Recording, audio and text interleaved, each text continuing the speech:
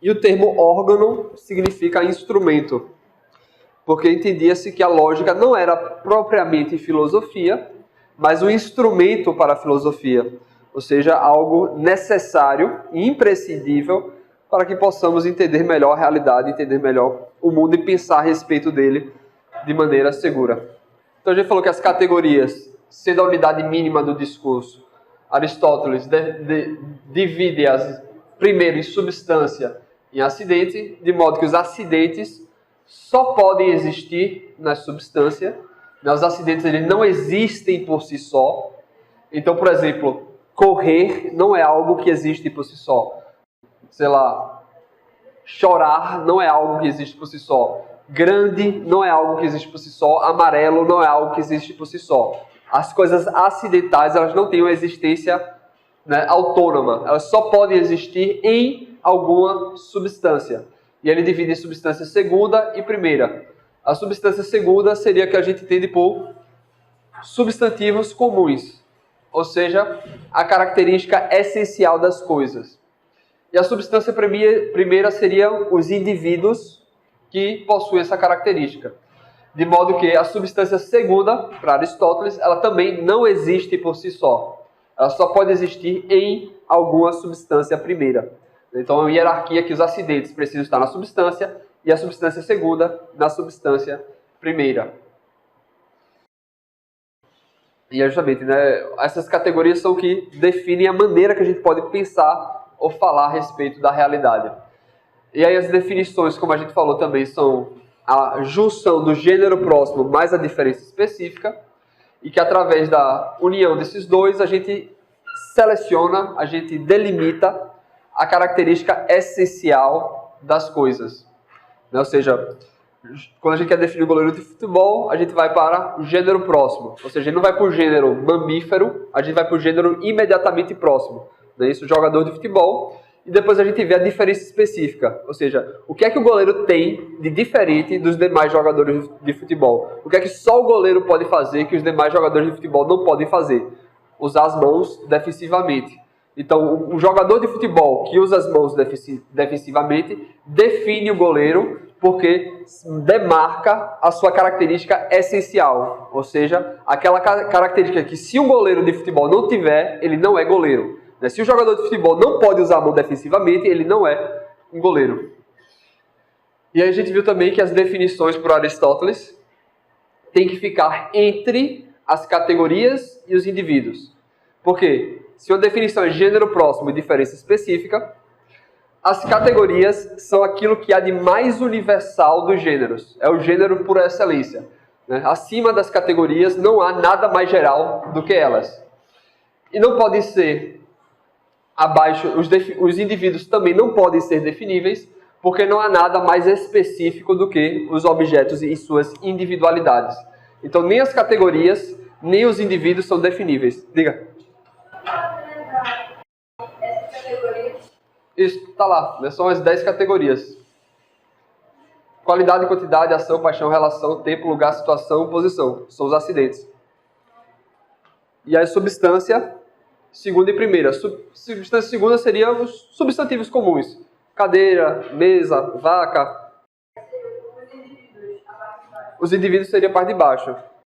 Então, sei lá, o seu cachorrinho, Rex.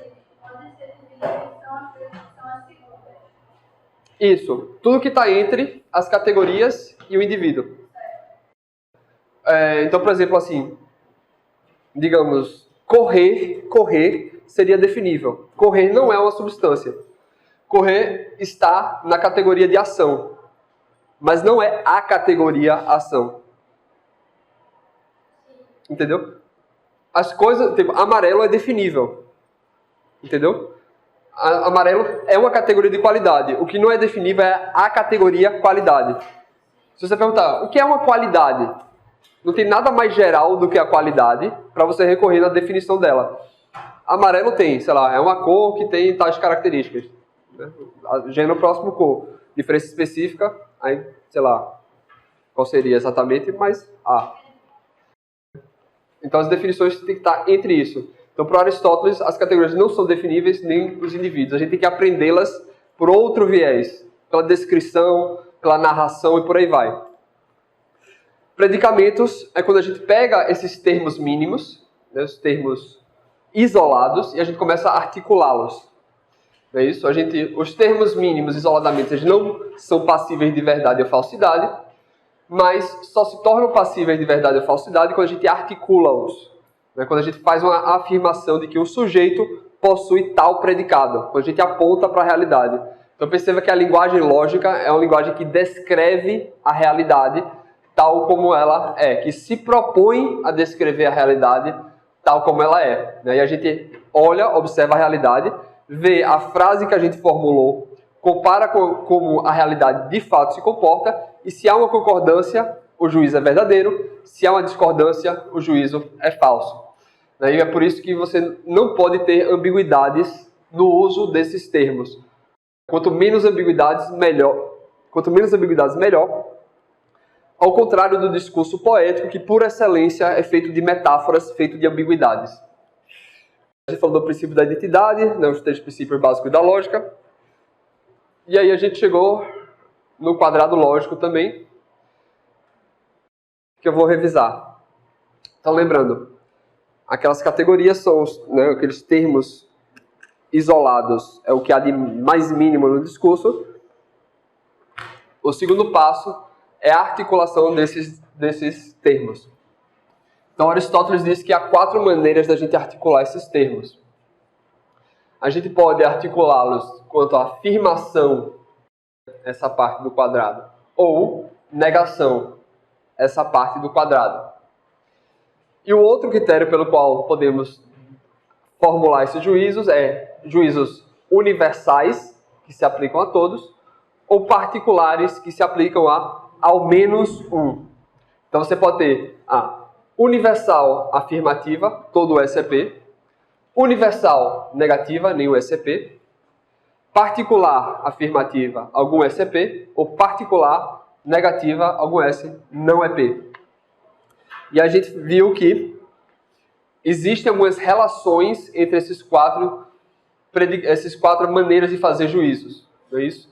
A primeira relação é a relação de contrariedade, que é uma relação entre as universais. A universal afirmativa e a negativa. Diz o quê? Os enunciados universais, eles não podem ser ao mesmo tempo verdadeiros. Não pode ser ao mesmo tempo verdade que todo mundo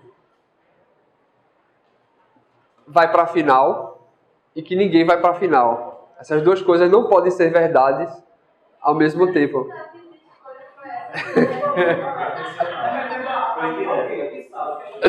Isso não pode ser verdade ao mesmo tempo. Hã?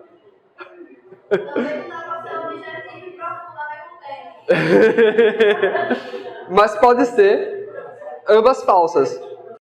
Então pode ser ao mesmo tempo falso que você foi objetivo e falso que você foi profundo. Então não pode ser ao mesmo tempo falso que todo mundo foi para a final. Perdão, pode ser falso que todo mundo foi para a final e ninguém foi para a final. Tá claro essa primeira? Ambas não podem ser verdadeiras, mas ambas podem ser falsas. Ao mesmo tempo. Podem ser falsas ao mesmo tempo. É mentira que todo mundo foi para a final. E é mentira que ninguém foi para a final. Pode acontecer. Segunda relação que ele falou foi contraditória. Que é o quê? A negação de uma universal não é a sua contrária. Não é isso? Então, se eu nego, diz assim, é mentira, é falso, que todo torcedor do esporte joga pedra em ônibus. Eu não estou dizendo o quê? Que nenhum torcedor do esporte joga pedra em ônibus. Eu estou dizendo o quê? A negação da frase inteira tem que negar, primeiro, a universalidade e, segundo, a afirmação. Então, a negação da frase inteira vai, primeiro, passar do universal para o particular e do afirmativo para o negativo. Então, a negação de A é a mesma coisa que dizer O. Então, está aqui a tabelinha que a gente fez, né? Afirmar um é a mesma coisa, são sinônimos do que negar o outro e vice-versa. Afirmar esse é a mesma coisa do que negar aquele. Relação de contraditoriedade. Professor, não pode dizer que Isso. A contrariedade de A não é Não. Dizer assim, é mentira que todo mundo foi para a final. Significa que ninguém foi para a final? Não, calma. Ambas podem ser falsas. Então, isso pode ser falso e isso pode ser falso ao mesmo tempo. Mas perceba que eu estou dizendo outra coisa. Negar isso é a mesma coisa do que afirmar isso aqui. Perceba. Isso ser falso não implica que isso é verdadeiro. Porque isso também pode ser falso. Agora, isso ser falso implica necessariamente que isso é verdadeiro. E vice-versa. Né? Se isso é verdadeiro, isso aqui é necessariamente falso e vice-versa. Porque são sinônimos. São duas maneiras de dizer a mesma coisa. E aqui é a mesma coisa. Mesmo lógica, né? E aí, dessas duas relações, a gente chega à noção da subcontrária. Que é, ambas não podem ser verdadeiras, correto? Mas dizer que isso é verdadeiro não é a mesma coisa dizer que isso é falso? E dizer que isso é verdadeiro não é a mesma coisa dizer que isso é falso? Então, se ambos não podem ser verdadeiros, ambos não vão poder ser falsos. Se dizer V é a mesma coisa que dizer F, e dizer V é a mesma coisa que dizer F, quando eu digo V aqui, estou dizendo F, e V aqui, estou dizendo F. Ou seja, quando eu digo VV... Quando eu digo VV, eu estou dizendo FF. Então, se eu não posso dizer VV, eu também não posso dizer FF. Não é isso? Se eu posso dizer FF, eu posso dizer VV. Ou seja, alguém gosta de pizza e alguém não gosta de pizza. Posso dizer isso. Alguém foi para a final e alguém não foi para a final. Posso dizer isso. Agora, eu não posso dizer que é mentira que alguém foi para a final e, ao mesmo tempo, é mentira que alguém não foi para a final. E a subalterna que a gente falou também é o quê? A verdade do universal implica na verdade do particular. Então, se eu digo, olha, é verdade que todo mundo passou por média, eu estou dizendo que ao menos uma pessoa passou por média. Não é isso? Por quê? Se eu digo que isso aqui é verdadeiro, isso aqui tem que ser o quê? Falso. Né? Porque ambos não podem ser verdadeiros ao mesmo tempo. Então, se eu digo que isso é verdadeiro, isso aqui é falso. Se eu digo que isso aqui é falso, eu estou dizendo que isso aqui é o quê? Verdadeiro. Então, a verdade desce. Porém, a falsidade sobe. Se eu digo que isso aqui é falso, eu estou dizendo que isso aqui é o quê? Verdadeiro. E se isso aqui é verdadeiro, isso aqui tem que ser o quê? Então, justamente, a verdade desce e a falsidade sobe. Né? A verdade desce e a falsidade sobe. Tá tranquilo? Foi aí que a gente parou na aula passada. Então, por isso que eu falei correndo tudo, porque a gente já viu isso na aula passada. Então, se na segunda parte ele vai ver as maneiras de articular os elementos mínimos do discurso, no analítico primeiro, ele vai ver como se articula essas articulações. Então, dessas 4 maneiras, como é que eu posso articular esses 4 tipos de juízos para raciocinar? E aí ele vai entrar nos silogismos, que são a unidade mínima que a gente tem do argumento. Então, eu vou mostrar para vocês um curto vídeo do Monty Python sobre argumentação. Não sei se vocês já assistiram, que eu acho que traz muito bem o que é um argumento, né? Porque as pessoas muitas vezes têm dificuldade de entender o que significa argumentar. Então é o cara indo para uma clínica de argumentos. Pois bem, meus caros alunos do YouTube, como a câmera não captou muito bem aquilo que eu estava escrevendo no quadro, e para explicar os silogismos aristotélicos convém riscar e apresentar coisas no quadro, eu decidi gravar aqui em casa mesmo, na tela do computador, um pouco a explicação a respeito dos silogismos.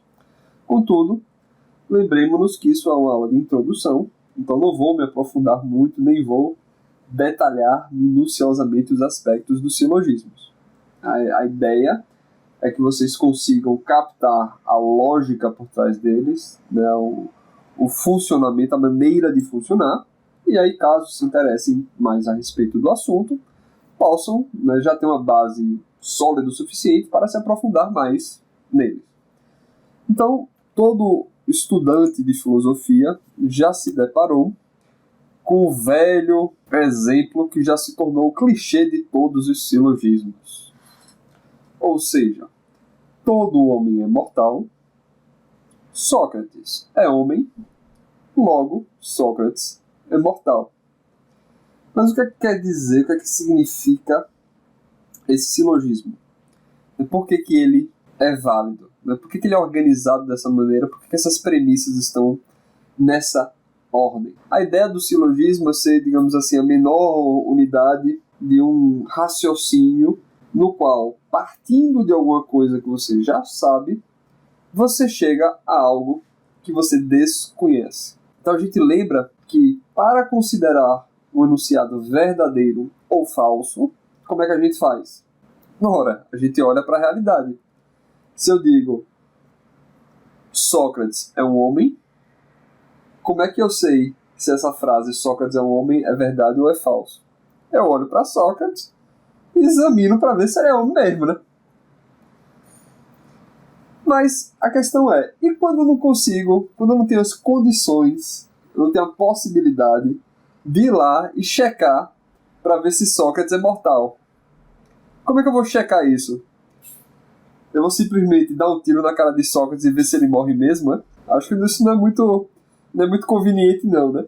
Não é muito prático, não. Inclusive, acho que os atenienses, quando mandaram Sócrates beber a cicuta, acho que eles sabiam o que estavam fazendo. Eles não estavam testando para ver se Sócrates era mortal ou não era, não. Então, o que acontece? Se eu não tenho como ver, atestar, checar se Sócrates é mortal ou não é, a ideia é que eu possa raciocinar a partir de outras coisas que eu sei a respeito de Sócrates para saber se ele é mortal ou não é.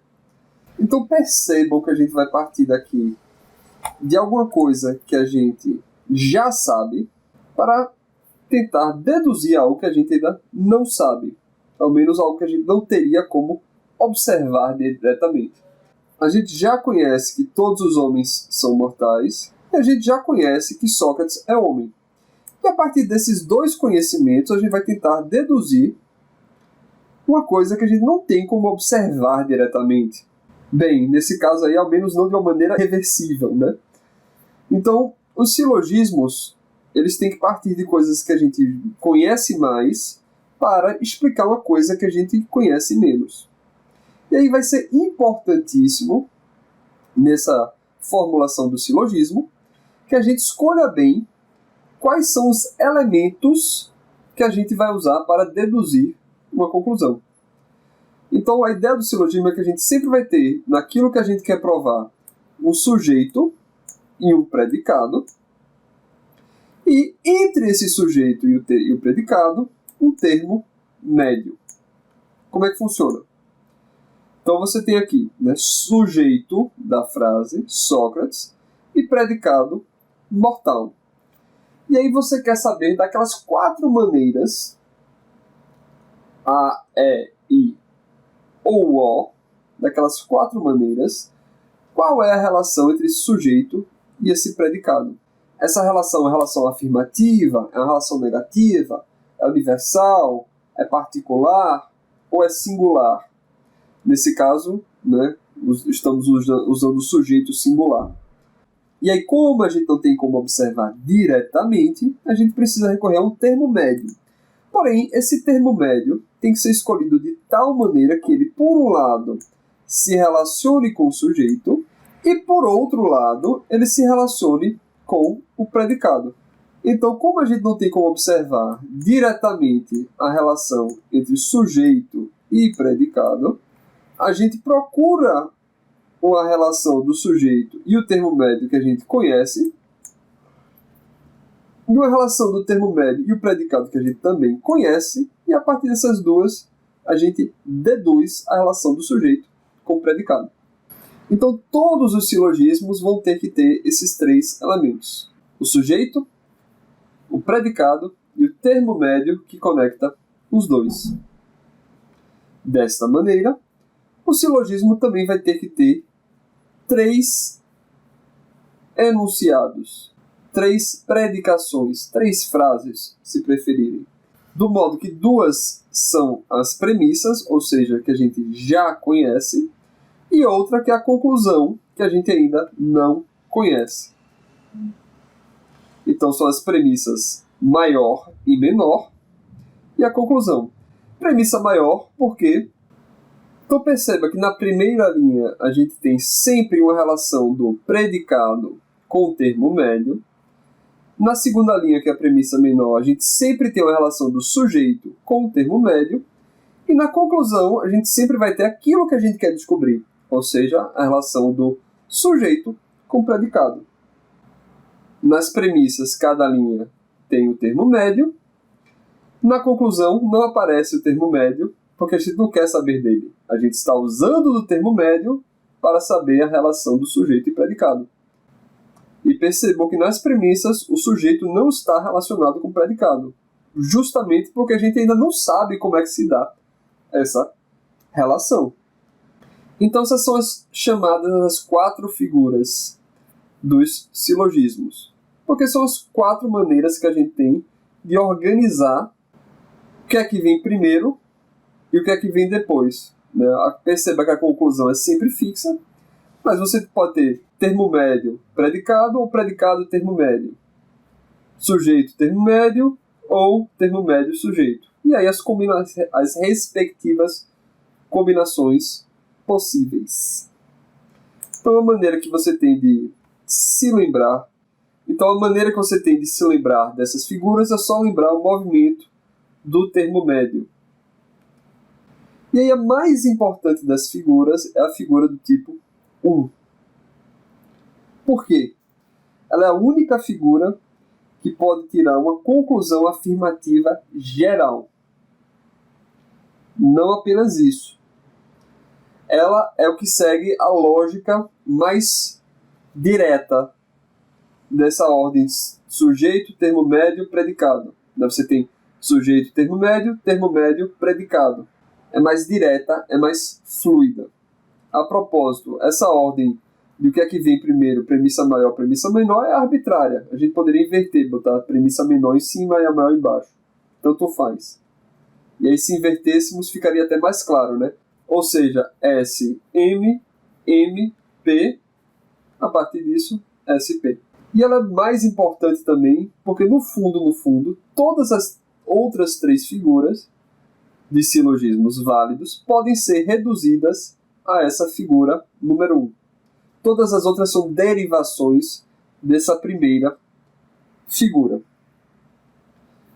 A figura número 2, ela é boa para tirar conclusões negativas, ou seja, para refutar os argumentos alheios. A figura número 3, ela é boa para mostrar particulares, conclusões particulares, ou seja, é bom para você encontrar exceções aos argumentos dos outros. Não é alguém falar, XYZ, assim, não, mas calma lá, nem todo XYZ. E a figura número 4, ela tem um movimento contrário à figura número 1. Então ela é um pouco mais desengonçada das 4, digamos assim. Enquanto aqui a ordem natural, né, sujeito, termo médio, predicado, na figura 4 é predicado, termo médio, sujeito. E aí a partir disso você infere a relação de sujeito e predicado. Então vamos para o primeiro tipo de figura, que é, de fato, a mais importante. E aí o que é que significa toda essa confusão que a gente está vendo aí? Calma lá, não se desespere. Então, até aqui dá para a gente entender direitinho, né? Figura número 1. Então você tem aqui a conclusão que você busca encontrar, que você não sabe, a relação de termo médio e predicado, e a relação de sujeito e termo médio. Né? Sujeito, termo médio, predicado, conclusão. E aí, por que a gente falou que era tão importante que vocês dominassem o quadrado lógico? Porque o tipo de relação entre elas pode ser uma relação do tipo A, E, I ou O. Então, os medievais inventaram uma ferramentazinha, espertos como eram, para você conseguir decorar, aprender, memorizar todos os tipos de relação. Então você tem, por exemplo, aqui o nome Bárbara. O que é que significa o nome Bárbara? Ora, prestem atenção nas vogais. Bárbara tem A, A, A. Então significa que na primeira linha, a relação entre M e P é uma relação de tipo A. Ou seja, todo termo médio é predicado. A segunda letra é A, para indicar que também a relação entre sujeito e termo médio também é de todo S é M. E aí, a partir disso, você conclui a relação de todo S é P. Vamos fazer um exemplo desse silogismo para que vocês captem qual é a lógica e a partir disso possam transpor para os demais silogismos. Então vamos lá, pegar o exemplo do silogismo Bárbara. Então vamos fingir que a gente tem aqui uma relação entre sujeito e predicado que a gente desconhece, ok? Vamos supor que o sujeito dessa frase é pessoas que nasceram em Recife e o predicado dessa frase é pessoas que nasceram no Brasil. Então vamos fingir aqui que a gente não sabe qual é a relação entre recifenses e brasileiros. Você não sabe se todo recifense é brasileiro, se nenhum recifense é brasileiro, se ao menos algum recifense é brasileiro, ou se ao menos um não é brasileiro. Então a gente vai precisar de quê? A gente vai precisar de um termo médio que a gente conheça, que a gente sabe que ele se relaciona com o sujeito. E calma lá, não apenas saber que se relaciona, mas saber precisamente qual tipo de relação é esta. E por outro lado, esse mesmo termo médio também se relaciona com o predicado que a gente busca. Novamente, não apenas saber que se relaciona, mas saber exatamente que tipo de relação é essa. E aí, que termo médio seria esse?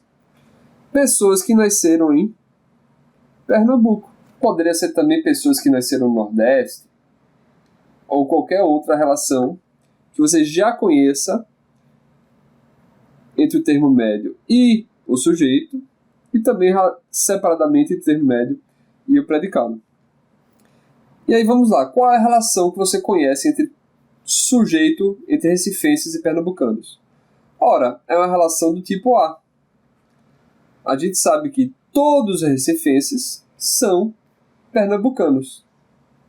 E aí naquele diagrama de Venn que a gente viu, como é que é a relação do tipo A? Como é que fica riscado o vazio entre esses dois círculos? Se você bem lembra, e aí por isso que é importante a gente decorar e internalizar aquelas relações do quadrado lógico, uma relação de tipo A é uma relação de tal modo que tudo que está fora do consequente é vazio. Ou seja, entre o recifense e pernambucano, tudo de recifense que está fora de pernambucano é vazio. Isso porque é como se disséssemos que o conjunto de recifenses está todo e inteiramente dentro do conjunto de pernambucanos. Essa é uma relação do tipo A. E aí, por outro lado, a gente conhece a relação entre pernambucanos e brasileiros. A gente sabe o quê? Que todos os pernambucanos são brasileiros. Então, novamente, é uma relação do tipo A. Ou seja, tudo que está em Pernambuco, mas não está no Brasil, é vazio. Isto porque Pernambuco inteirinha está dentro do Brasil. Então, observando bem, tudo isso que está riscado de preto é vazio. Só para confirmarmos, vamos desenhar aqui a relação entre pernambucanos e brasileiros. É como se tivéssemos o conjunto de pernambucanos aqui e o conjunto de brasileiros aqui. Então, olhando para o nosso diagrama de Venn aqui, que tipo de conclusão a gente pode tirar? Que tipo de relação está entre o sujeito e o predicado. Ora, a gente percebe o quê? Que tudo que sobrou do conjunto de recifenses, tudo que sobrou do conjunto S, está aqui. Então o que é que a gente pode deduzir? A gente pode dizer que todos os recifenses estão no conjunto dos brasileiros. Ou seja, a relação entre os dois é uma relação do tipo A também. Juntando este diagrama com este diagrama, nós teríamos o conjunto de recifenses, o conjunto de pernambucanos e o conjunto de brasileiros. Ou seja, tudo de S está dentro de P. Então vocês podem perceber a importância de você decorar e conhecer bem e internalizar o quadrado lógico. Porque o quadrado lógico que vai lhe permitir operar e discernir as relações entre os termos nos silogismos. Então vamos voltar lá para os silogismos, para os tipos de silogismos. Então a gente tem, por exemplo, o celarente. É o quê? É dizer que a relação entre o termo médio e o predicado é uma relação do tipo E. A relação do tipo sujeito e termo médio é do tipo A. E a relação do sujeito e predicado, a conclusão vai ser uma relação do tipo E. Vamos para o ferior. Uma relação do tipo E, uma relação do tipo I, e uma relação do tipo, a conclusão, uma relação do tipo O. E aí desses quatro, Bárbara, celarente, Darii ou ferior, qual dos quatro é o famoso silogismo do todo homem é mortal, Sócrates é um homem, então Sócrates é mortal? Parem para pensar um pouquinho. Vamos lá. Sócrates, mortal, e termo médio, homem. Então, todo homem é mortal. Você está tornando vazio a relação do termo médio com o predicado. Ou seja, não existe nada no conjunto H, no conjunto homem, que não esteja no conjunto M, o conjunto de mortal. A relação é uma relação do tipo A. Sócrates é homem. Ora, Sócrates é apenas um, que está dentro do conjunto H, ou seja, é uma relação particular. Para ser mais preciso, singular, né? Mas se encaixaria na relação do tipo I. E aí, a gente viu que a gente demarca uma relação do tipo I, marcando um X entre dois conjuntos, não é isso? Porém, perceba que o termo médio, a gente já sabe que ele está todo vazio aqui fora. Então significa que Sócrates, tendo que estar dentro de H, ele tem que estar aqui. Então perceba que a partir dessas duas relações, a gente conseguiu descobrir a relação entre Sócrates e a mortalidade. É uma relação do tipo I. Ou seja, este silogismo, esse famoso silogismo, é um silogismo do tipo Darii.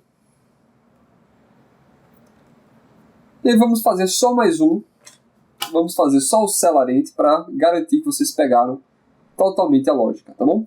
Então, o celarente vai ser uma relação de termo médio com o predicado do tipo E, uma relação do termo médio com o predicado do tipo A, e aí a gente deve perceber que a conclusão será uma conclusão de que o sujeito se relaciona com o predicado do tipo E. Então vamos lá. A relação do termo médio com o predicado é a relação do tipo E. E aí, se você lembrar bem, como é que é a relação do tipo E? Lá no quadrado lógico. Não lembra não como é que é? A relação do tipo A a gente acabou de ver, né? Que você risca tudo do sujeito que está fora do predicado. E a relação do tipo E é o quê? Nenhum S é P, ou seja, tudo de intersecção dos dois está vazio. Não tem nada em comum entre os dois. É como se tivesse um aqui e o outro ali e nenhum se toca. Então vou ter que riscar o quê? isso daqui tudinho. Todo ponto de interseção entre o termo médio e o predicado está vazio. Não tem nada de um no outro. E aí depois, a relação do tipo A entre o sujeito e o termo médio. Significa que tudo que está no sujeito e não está no termo médio está vazio. Ou seja, tudo isso aqui está vazio. E aí, observando a relação entre sujeito e predicado, tem algo do sujeito que está dentro do predicado? Não. Então está assegurado que a partir dessas duas relações já conhecidas, a gente pode seguramente deduzir esta outra aqui. E isto independentemente de quais sejam, independentemente de qual seja a materialidade dessas premissas. A gente está tratando apenas da estrutura formal desses raciocínios. Agora permitam-me falar algumas coisas, né? Porque os silogismos eles têm algumas condições que deduzem naturalmente daquilo que a gente já falou, né? Uma das condições dos silogismos é que você não pode ter duas premissas negativas. Por que isso? Ora, lembra qual é a ideia do silogismo? É você usar de um termo médio que você conhece a relação do sujeito com o termo médio e do termo médio com o predicado para inferir a relação entre o sujeito e o predicado. Mas, se a relação entre os dois são negativas, você está dizendo que esses termos não se relacionam. Se eles não se relacionam, se nem o sujeito se relaciona com o termo médio, nem o termo médio se relaciona com o predicado, como diabos você vai inferir alguma informação a respeito do sujeito e predicado? Se a lógica do silogismo é usar um termo que se relaciona com os dois, você não pode ter um termo que não se relaciona com nenhum dos dois. Outro aspecto importantíssimo, você não pode ter duas premissas particulares. Ora, por quê? Mesma lógica. Se eu digo que tem algum S em M, eu não posso saber se ele está aqui ou aqui. E se eu digo que tem algum M em P, eu não posso saber se ele está aqui ou aqui. E se for na negativa, pior ainda. Se eu digo que tem um S que não está em M e tem um M que não está em P, bem, não expliquei nada. Ou se tem um P que não está em M, e por aí vai. De simplesmente marcar X, não dá para inferir com segurança a relação entre o sujeito e o predicado. Porque você poderia, em tese, ter um X aqui e outro aqui. Ou só um aqui e não ter outro ali. E por aí vai. Perceba que se tivesse uma relação universal entre o termo médio e o sujeito, ou o termo médio e o predicado, significaria que uma das partes das intersecções estariam vazias. Então, isso nos garantiria que o X teria que estar ou dentro ou fora. Porém, sem esse esvaziamento de uma das seções, a gente fica sem ter como saber. Então, essas duas regras do silogismo são importantíssimas, porque são mais comuns da gente causar um erro. Então, esses 4 silogismos são importantes. Preste atenção que cada um tem uma letra no começo. Lembram-se que a gente falou que as outras 3 formas do silogismo... Deixa eu voltar. A gente falou que as outras 3 figuras dos silogismos, todas elas se reduzem à figura do tipo 1. Pois bem, essa letra inicial aqui serve como guia para dizer a que elas se reduzem. Bárbara, Celarente, Dari e Ferio são as 4 principais. Então, por exemplo, na figura 2, você tem os seguintes tipos de silogismos. Então, se você tem aqui Césare começa com a letra C, é porque ele se reduz ao Celarente. E aí vamos ver por que ele se reduz ao Celarente. Vou pegar só esse aqui como exemplo, né? Perceba que a diferença entre a figura 1 e a figura 2 é simplesmente a relação entre o termo médio e o predicado, na primeira linha. na premissa maior. Em vez de ser termo médio predicado, na figura 2 é predicado termo médio. Perceba também que o Cesare e o Celarente, eles têm a mesma ordem de tipos de relação. É, a, é. É, a, é. Mas, se vocês bem lembram, a relação do tipo é significa que não tem nada em comum entre os dois. É como se tivesse um aqui e o outro ali. Então, tanto faz dizer que nenhum M está em P ou nenhum P está em M. Tanto faz a ordem. É como eu dizer, se eu digo que é verdade que ninguém que nasceu na China nasceu no Brasil, também é verdade, automaticamente, ao mesmo tempo, que ninguém que nasceu no Brasil também nasceu na China. Pensem em algumas frases desse tipo, que são verdadeiras, e testem na sua própria cabeça para ver como isso acontece. Então, o Cesare se reduz a Celarente pela inversão do sujeito e do predicado na primeira premissa. E por aí vai. Então, essas palavrinhas, além de ter a ordem dos tipos de predicação de cada linha, elas também explicam o que é que precisa ser feito para inverter a figura presente na figura do tipo 1. Porém, eu não vou entrar nesses detalhes para não complicar tanto vocês. Perceba que as figuras do tipo 2, as conclusões são sempre negativas.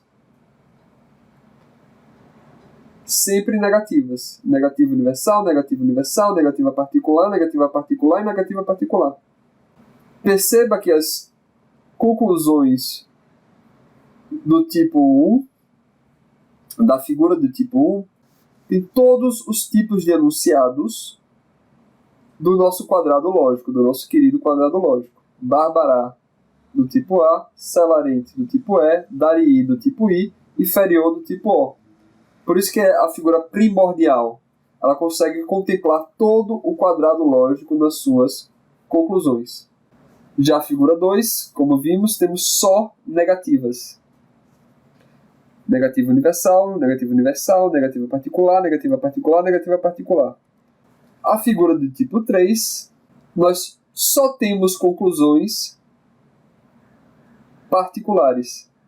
Particular afirmativa, particular afirmativa, particular afirmativa. Particular negativa, particular negativa, particular negativa e particular negativa. E aqui a figura do tipo 4, que segue uma ordem meio que inversa da figura do tipo 1. Ela tem conclusões do tipo singular afirmativa, universal negativa, singular afirmativa, singular negativa e singular negativa, porém não tem a universal afirmativa. Então é muito importante que vocês incorporem bem o quadrado lógico, né? Especialmente nessa representação gráfica do diagrama de Venn. E aí eu vou só comentar com vocês que houve uma certa polêmicazinha a respeito do quadrado lógico, porque o quadrado lógico aristotélico é um pouco diferente do quadrado lógico tal como é entendido na lógica moderna, na lógica contemporânea.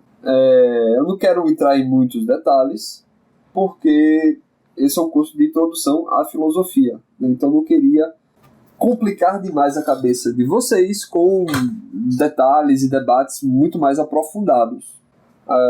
Acontece que na lógica contemporânea, as relações contrárias, as relações subalternas e as relações subcontrárias não se seguem. A única relação ainda válida é a relação de contraditoriedade. Para o silogismo aristotélico, é fundamental que as demais relações se sigam, né, para o modo de raciocínio aristotélico. O ponto principal que o pessoal me criticou foi eu ter apresentado a vocês, junto do quadrado lógico aristotélico, também a linguagem da lógica contemporânea. O que acontece? Quando eu lecionava presencialmente na universidade, eu sempre reservava um momento de introdução à lógica contemporânea. Então eu explicava para os alunos, tirava 2 ou talvez até 3 semanas, para explicar, né, os símbolos lógicos contemporâneos, a gente fazia dedução, tabela de verdade e tudo mais. Então, nas aulas presenciais, eu sempre introduzia, dava uma antecipadazinha, né, para que eles já vissem esses símbolos antes de eu entrar nos detalhes da lógica contemporânea. Acontece que, como eu estou gravando essas aulas online para vocês, eu não vou entrar nesses detalhes. E aí eu talvez, de fato, não ficou muito congruente. De todo modo, como eu disse, isso vai entrar numa questão muito mais aprofundada sobre a diferença da compreensão aristotélica e da compreensão contemporânea desses tipos de enunciados. Se vocês realmente tiverem muito interesse nesse assunto, talvez eu possa até gravar um vídeo comentando os meus pensamentos a respeito disso. Então, isso aqui é a organização geral. Só para vocês terem noção. Isso aqui é o diagrama de Venn de todos os silogismos. Final. Só para vocês também terem uma noção. Dá uma olhadinha assim, não dá para decorar, não é nada.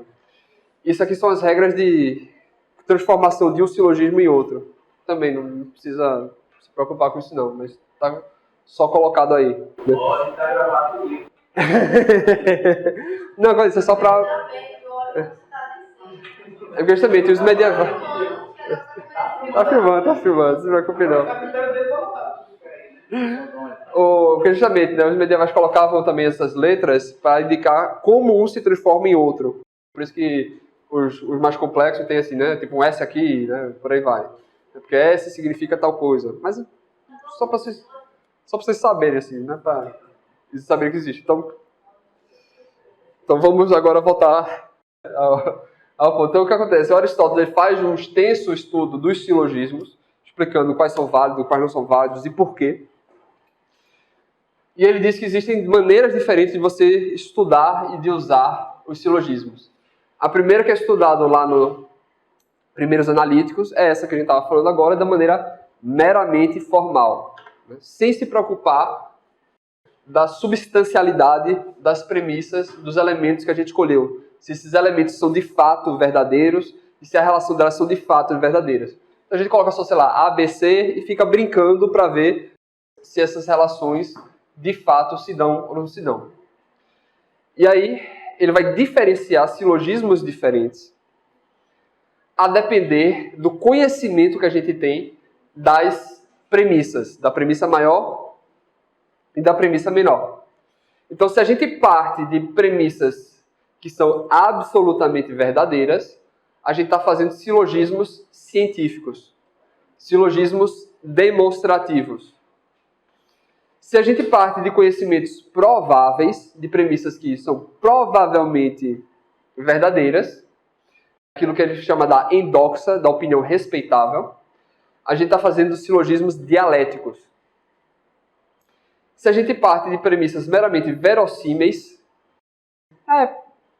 pode até ser, a gente está fazendo silogismos retóricos, que ele chama de entimema.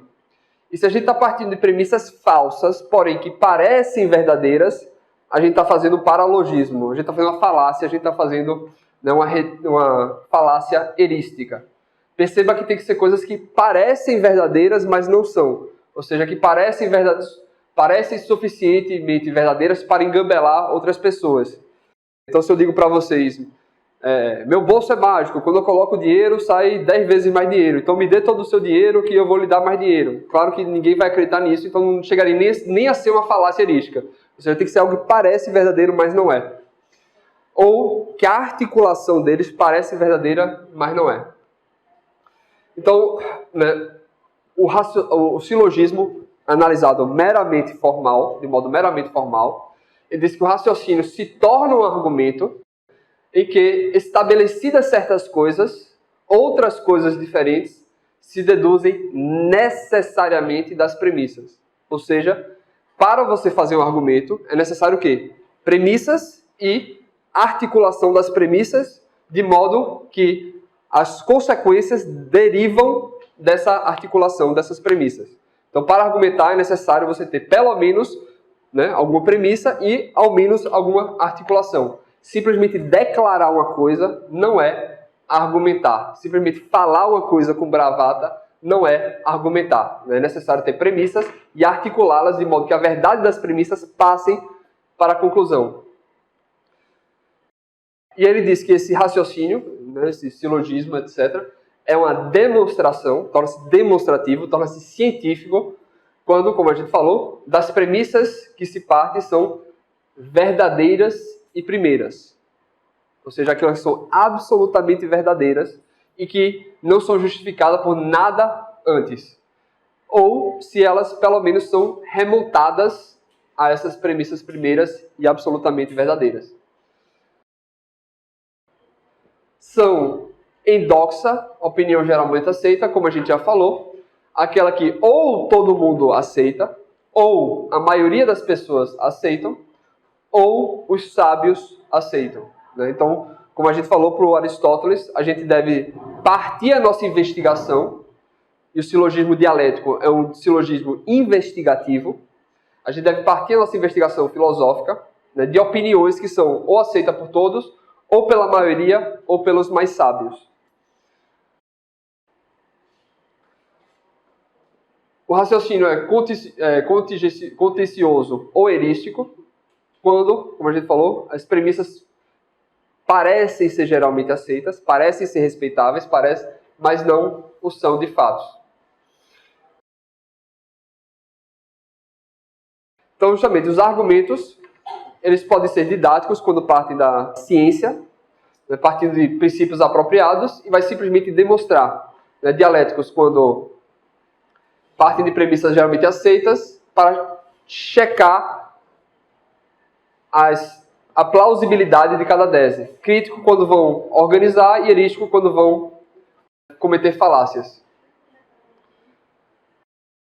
E aí qual é o problema?